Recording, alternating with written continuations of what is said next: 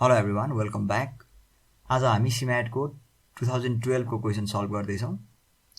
धेरैजनाले चाहिँ यो क्वेसनमा अलिकति वर्ड प्रब्लमहरू कन्फ्युजिङ, अलि अरू इयरभन्दा अलि मोर कन्फ्युजिङ र अलि अप्ठ्यारो लागेको कारणले 2018 भन्दा पहिला 2012 सल्भ गरिदिनु भनेर रिक्वेस्ट गर्नुभएको थियो। त्यही भएर here it is, let's begin. On my sisters 15th birthday she was 159 centimetre in height, having grown 6% since the year before. पहिला सम केही हाइट थियो, अहिले 159 भएको छ। तर यो 159 चाहिँ कसरी भएको हो भने पहिलाको भन्दा 6%ले बढेर। भने पहिला कति अग्लो थियो भन्ने क्वेसन हो। पहिला एक्स मानौँ, एक्स प्लस 6% अफ एक्स, एक्समा 6% बढेको कारणले 159 भयो। 1.06 एक्स इक्वल्स टु 159, सल्भ गर्दा आयो 150। Arun spent 25% of his pocket money and has left यति। How much he had at the first place? 25% खर्च गर्यो भने बचेको कति छ? 75%। टोटल एक्स मानौँ, 75% अफ एक्स, यो बचेको पैसा इक्वल्स टु अहिले उसँग भएको पैसा, दुइटै बचेको पैसा, सो इक्वल्स टु यसलाई सल्भ गर्दा एक्स इक्वल्स टु 166.66 आयो। ल यो क्वेसन नम्बर 28 हेरौँ। If the cost of the electricity increases by 30%, by what percent one should reduce his spending in order that spent on electricity stays the same? यसले के भनेको भने बिजुलीको मूल्य बढ्यो अरे, अब हामीले कन्जम्सन घटाउनु पर्यो सो द्याट हाम्रो पहिलाको खर्च जति थियो पछिको नि खर्च त्यति नै आओस्। कति पर्सेन्टेजले चाहिँ हामीले बिजुली खपत कम गर्ने, यतिले मूल्य बढ्यो भने भनेको। यो सामान्य कुरा छ। केही चिजको मूल्य बढ्यो भने हामीले कन्जम्सन घटाउनुपर्छ, नत्र त हाम्रो पनि मूल्य बढ्छ। यसलाई गर्ने दुईवटा तरिका छ। एउटा यो एनालाइटिकल्ली, अर्को एउटा ट्रिक जस्तो अथवा कन्डेन्स फर्मुला जे भने पनि भयो। त्यो ट्रिक चाहिँ म एन्डमा डिस्कस गर्छु। अहिलेलाई यो हेरौँ। एन्ड भनेको यही क्वेसनको एन्डिङ। इनिसियल्ली हाम्रो प्राइस एक्स मानौँ, हामीले कन्जम क्यापिटल वाई गर्थ्यौँ भनौँ। यो हुँदाखेरि हामीले पे कति गर्थ्यौँ, हाम्रो एक्सपेन्स कति थियो, एक्स वाई थियो बिजुलीमा। फाइनल्ली प्राइस रेज भयो, एक्स प्लस 30% अफ एक्स भयो, 30%ले मूल्य वृद्धि भएर प्राइस भयो 1.3 एक्स। पहिला एक्स मात्रै थियो। अब कन्जम्सन पहिला वाई गर्थ्यौँ भने अब त क्यापिटल वाईको सट्टा स्मल वाई गरौँ। यो भनेको रिड्युस्ड कन्जम्सन मानौँ यसलाई। अब पे 1.3 एक्स वाई हुन्छ। रेट इन्टु अमाउन्ट त हो, कति एक्सपेन्स छ अथवा पे गर्छौँ भनेर। क्वेसनले के भनेको छ, पहिलाको र पछिको पेमेन्ट अथवा एक्सपेन्स सेम रहनु पर्यो भनेको छ क्वेसनले। भने यो इज इक्वल्स टु यो 1.3 X Y equals to X Y गर्दा यो एक्स र एक्स क्यान्सल आउट भयो। यो smaller Y reduced consumption is Y divide by 1.3। पहिला वाई थियो, अब वाई डिभाइड बाई 1.3 हुने भएछ। इनिसियल यति छ, फाइनल यति छ भने हामीलाई पर्सेन्टेज चेन्ज निकाल्न त प्रब्लम भएन। Final minus initial divide by initial into 100 गरेर इनिसियल गिभन छ, फाइनल हामीले निकाल्यौँ। पर्सेन्टेज निकाल्नलाई final minus initial divide by initial into 100 गऱ्यौँ। यहाँबाट सल्भ गर्दै गएर माइनस 23.07 आयो। माइनसले के इन्डिकेट गर्छ, डिक्रिज इन पर्सेन्टेज। ओके, यसको सर्टकट अथवा कन्डेन्स फर्मुला यसरी पनि बनाउन सकिन्छ। इनिसियललाई वाई मानौँ, फाइनल कन्जम्सन कतिले घटाउनुपर्छ अथवा कति हुनुपर्छ, है घटाउने होइन, कति हुनुपर्छ भन्नको लागि final consumption should be 1 plus percentage intention to increase in expense. पैसा चाहिँ आफ्नो खर्च कतिले बढाउने भन्ने इन्टेन्सन छ, divide by 1 plus percentage increase in price into initial. यही नै हुन्छ। यसलाई हिसाब गर्दै जाँदा बुझिन्छ। यहाँ हेरौँ, 1 को 1 नै रह्यो। Intention to increase in expense, हाम्रो त पहिला जति थियो खर्च त्यति नै रहोस् भन्ने छ हाम्रो रहर। भने यो 0, इन्टेन्सनै छैन हाम्रो खर्च बढाउने, त्यही भएर यो 0। 1 को 1 नै रह्यो। पर्सेन्टेज इन्क्रिज इन प्राइस भनेको 30 डिभाइड बाई 100 गऱ्यौँ, त्यही भएर 1 डिभाइड बाई 1.3 वाई आयो। अब यो ट्रिक प्रयोग गरेर यहाँको फाइनल कति हुन्छ निकाल्यौँ। अब पर्सेन्टेज चेन्ज त सिमिलर प्रोसेसले गर्ने हो। एक्ज्याक्टली सिमिलर प्याटर्नको क्वेसन यो पनि छ। यो हेर्दाखेरि यो फर्मुला सिधै युज गरौँ, मोर क्लियर हुन्छ। If the price of the petrol increases by 20% and Rajesh intends to spend only 15% more on petrol, by how much percent should you reduce the quantity of the petrol you बाइज। अब अघि के थियो, मूल्य 30%ले बढेको थियो तर एक्सपेन्स हामीले जति थियो पहिला त्यति नै, 1 रुपियाँ पनि हामीले ज्यादा खर्च गर्न चाहेको थिएन। तर अहिले चाहिँ राजेशले चाहिँ 25% मूल्य बढ्यो भने आफ्नो एक्सपेन्स चाहिँ 15%ले बढाउने इन्टेन्सन राख्यो। यो सर्टकट फर्मुला अघिकोलाई मोर क्लियरिफाई हुने गरी यहाँ युज गरेर हेरौँ है त। इनिसियललाई वाई मानौँ, फाइनल अमाउन्ट कति हुन्छ भने 1 plus percentage increase in expense divide by 1 plus percentage increase in price into initial 1 plus कतिले उसले चाहिँ आफ्नो एक्सपेन्स बढाउन चाहेको छ 15%ले, यहाँ छ नि यहाँ 15% भनेर, त्यही भएर 1 प्लस 15 डिभाइड बाई 100 यो भनेको उसको एक्सपेन्सवाला। अब प्राइस चाहिँ कतिले बढेको छ 1 प्लस 25%ले प्राइस बढेको छ, त्यही भएर 1 प्लस पर्सेन्टेज यो एरो अप भनेको इन्क्रिज इन प्राइस 25% छ, 1 plus 15 by 100 divide by 1 plus 25 divide by 100 गऱ्यो इन्टु वाई गऱ्यो भने फाइनल रिड्युस्ड अमाउन्ट आउँछ। यो भनेको यहाँ यति आयो अहिलेलाई हाम्रो। अब पर्सेन्टेज चेन्ज निकाल्न त सजिलो छ, final minus initial divide by initial into 100। यो सल्भ गर्दा आयो -8%, माइनसले के इन्डिकेट गर्छ रिड्युस। ल 1 प्लस यहाँ पर्सेन्टेज इन्क्रिजमा 15 मात्रै राख्ने होइन है, 15 डिभाइड बाई 100 राख्ने, क्लासमा देखिने मेजर गल्ती हो। 1 plus 15 divide by 100 divide by, अघि हाम्रो यो केसमा के थियो 0, किन उसको एक्सपेन्स बढाउने इन्टेन्सनै थिएन। यहाँनिर हेर त, अघिल्लो 28 को क्वेसनमा that spend on electricity stage the same, उसको यो एक्सपेन्स बढाउने इन्टेन्सनै थिएन, त्यही भएर यहाँ 0 राखेर गरेको थियौँ अघि हामीले। अहिले राजेशले 15% मोर खर्च गर्न चाहन्छ यहाँ, त्यही भएर यहाँ 15 डिभाइड बाई 100 भयो। बुझ्यो होला, एनालाइटिकल्ली गरे पनि हुन्छ, यो तरिकाले गर्दा अलिकति केही समय बच्ला। नेक्स्ट क्वेसन हेरौँ। In an election Congress secured 10% of the total votes more than non-Congress. Only two-party system छ। If the Congress got 80 votes, by how much votes did it lose the? If the non-Congress got 80 vote, by how much votes did it lose the election?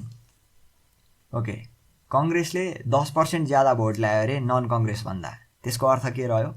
कांग्रेसले 55 ल्यायो भने non कांग्रेसले 45 ल्यायो, त्यही भएर त 10%ले जित्यो हैन।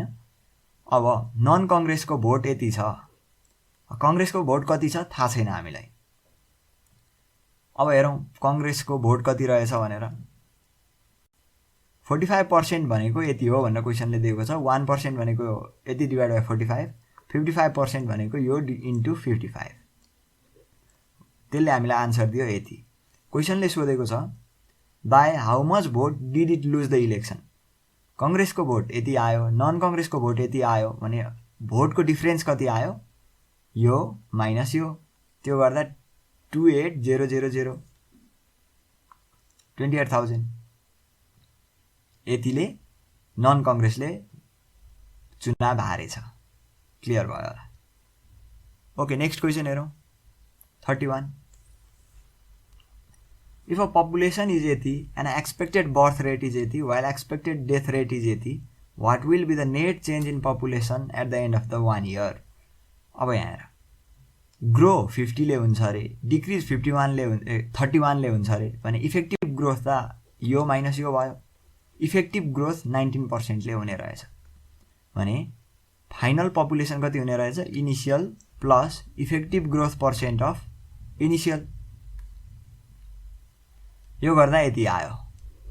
यो इफेक्टिभ ग्रोथ पर्सेन्टेज हो है, बढेको माइनस घटेको गरेर। इनिशियल पपुलेसन यति थियो, फाइनल पपुलेसन यति आयो भने चेन्ज कति भयो, फाइनल माइनस इनिशियल, अर्थात् यतिले बढेछ। यहाँनिर फाइनल पपुलेसन कति हुन्छ भनेर सोधेको होइन नि त, चेन्ज कतिले हुन्छ भनेको नि त, त्यही भएर हामीले फाइनल माइनस इनिशियल गर्यौँ। आन्सर यो। ओके, नेक्स्ट क्वेसन हेरौँ। What is the percentage change in area of square which will become rectangle if its length side is increased by 10% and width side is, यो increase लेखिएको छ तर यहाँ decrease हुनु पर्थ्यो, टाइप मिस्टेक भएको हो। मैले कसरी थाहा पाएँ भने दुईटैलाई 10% ले बढायो भने त व्हिच विल बिकम रेक्टेंगल भन्ने क्वेसनै रेज हुँदैन। 10% ले बढायो भने त पहिला स्क्वायर थियो भने पछि नि स्क्वायरै रहन्छ। यहाँको अप्सनसँग मिल्नको लागि चाहिँ यो डिक्रिज्ड हो है, यो इन्क्रिज्ड होइन, यो डिक्रिज हो। हैन भने यो अप्सन अनुसार आन्सर नमिल्ला। अल्सो यहाँबाट यो रेक्टेंगलै बन्दैन, दुईटैलाई 10% ले बढ्यो भने त बाइ 10%। क्वेसनले के भनेको इनिशियली एउटा केही स्क्वायर थियो, त्यसलाई हामीले एउटा साइड 10% ले बढायौं, अर्को साइड 10% ले घटायौं, अब यो रेक्टेंगल बन्यो। एरियामा चाहिँ चेन्ज कसरी आउँछ भनेर सोधेको छ। यस्तो हिसाब गर्दाखेरि एलएल एलबी मानेर गर्नुभन्दा एउटा कुनै साइड एज्युम गरेर मान्नु, 10 20 जे माने पनि हुन्छ। पर्सेन्टेज भएको कारणले 100 मान्दा सजिलो होला, त्यही भएर मैले 100 मानेको। यो किन 100 मानेको, जे मान्दा पनि हुन्छ है यो डिजिट। इनिशियली ल 100 मानौं, यो स्क्वायर छ, यसको एरिया कति आयो 10,000 आयो। फाइनल्ली के भनेको छ, यसको एउटा साइड 10% ले बढ्छ अरे, अर्को साइड 10% ले घट्छ अरे। यो बढ्यो, 100 थियो 110 भयो, किन 10% ले इन्क्रिज भएर। यो 100 थियो 10% ले डिक्रिज भएर 90 भयो। अब फाइनल एरिया कति आयो, यो इन्टु यो गर्दा 9900 आयो। पर्सेन्टेज चेन्ज इन एरिया भनेको final minus initial divide by initial into 100। यो गर्दा 1 आयो आन्सर हाम्रो, -1 आयो। -1 ले के सिग्निफाई गर्छ, डिक्रिज बाइ 1% भन्ने सिग्निफाई गर्छ। Ram obtained 40% of the marks in a paper of 200 marks. Sam is ahead of Ram by 25% of marks, while Bhuvan is ahead of Sam by 1/9 of his own marks. How many marks does Bhuvan get? अथवा did Bhuvan get? Okay, Bhuvan को marks लाई x assume गरौँ। According to question, Ram marks is 40% of 200, यहाँ छ, which is 80. Sam is ahead of Ram by 20% of Ram marks भने पछाडि Sam को कति छ, Ram को plus 20% of Ram को marks, which is 100. अब Bhuvan को के छ, Bhuvan is ahead of Sam by 1/9 of his own marks भन्नुको अर्थ Bhuvan Sam को भन्दा कतिले ज्यादा छ, Bhuvan को मार्क्स जति हो त्यो भन्दा त्यसकै 1/9 ले भन्नुको अर्थ Bhuvan is Sam plus Bhuvan by 9.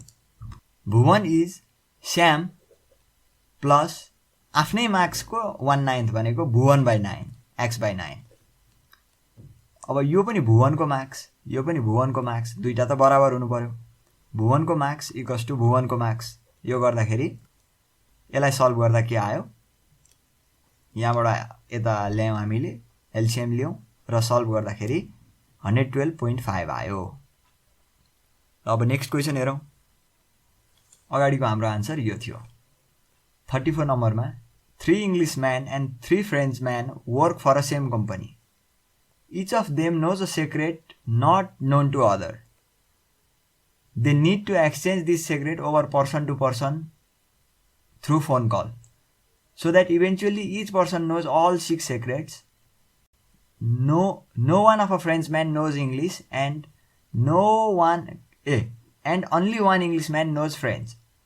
What is the minimum number of phone calls needed for the above purpose? के भनेको भने 3 जना फ्रेन्चम्यान छ, 3 जना इङ्ग्लिसम्यान छ अरे, कुनै कम्पनीमा काम गरिरहेको। यो हरेकलाई एउटा सिक्रेट थाहा छ, जुन चाहिँ फोन कल थ्रु एक अर्का बीच भन्नु पर्ने छ र इभेन्चुअली सबैलाई थाहा हुनु पर्यो यो सिक्रेट, फोनबाट चाहिँ एक अर्का बीच शेयर भएर। तर प्रब्लम के छ भने यो फ्रेन्चम्यान कसैलाई पनि इंग्लिश बोल्न आउँदैन, तर एउटा इङ्ग्लिसम्यानलाई फ्रेन्च बोल्न आउँछ भने मिनिमम नम्बर अफ कतिवटा कल गर्नुपर्छ होला भनेर क्वेसनले सोधेको।